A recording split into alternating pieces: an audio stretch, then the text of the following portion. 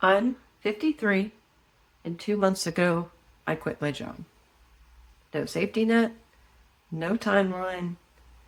Honestly, I just needed a break. A real one.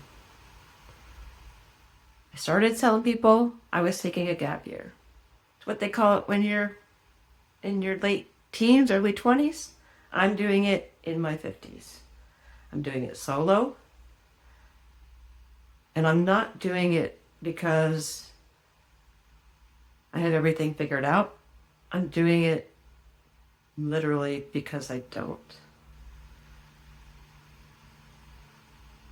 I spent my entire life building a career, checking all the boxes, doing everything as you're supposed to, being responsible.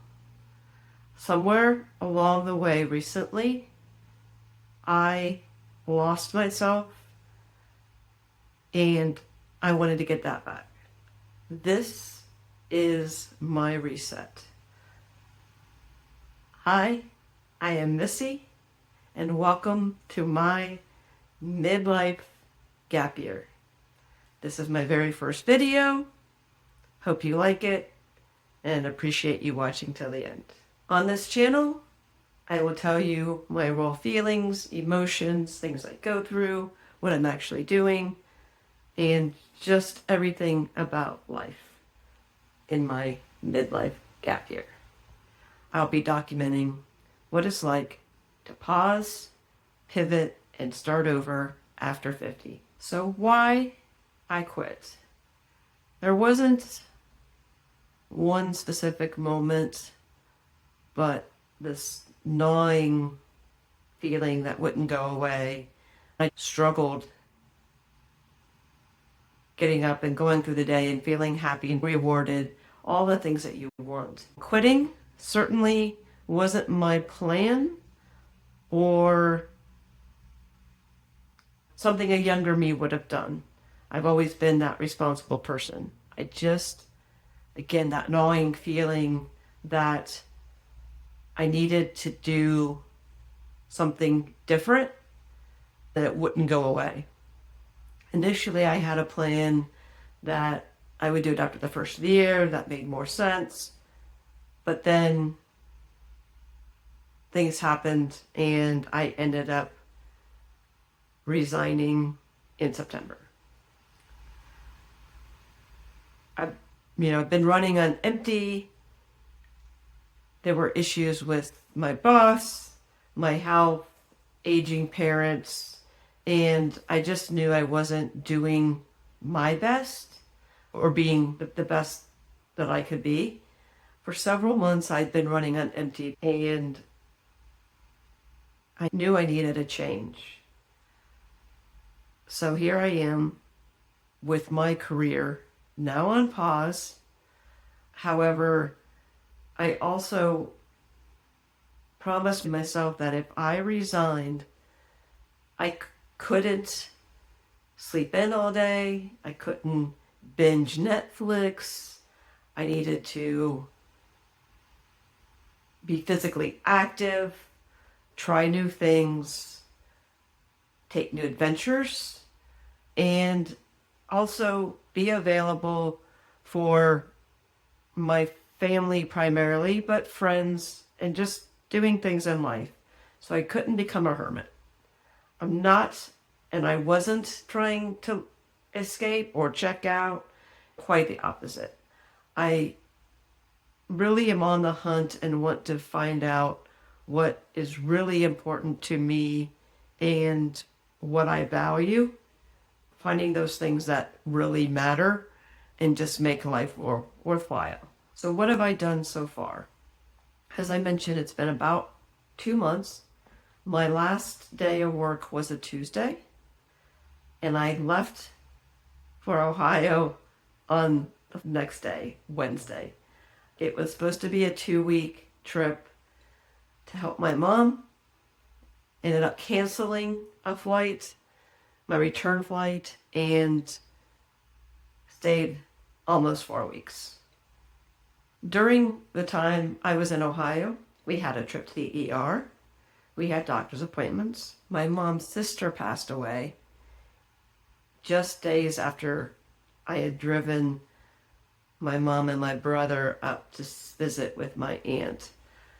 So lots happened during the first couple weeks, thus the reason I extended my trip.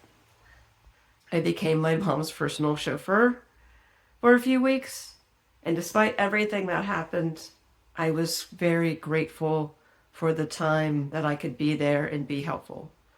The slower pace grounded me. We had real conversations, we went for walks, and we just spent quality time together.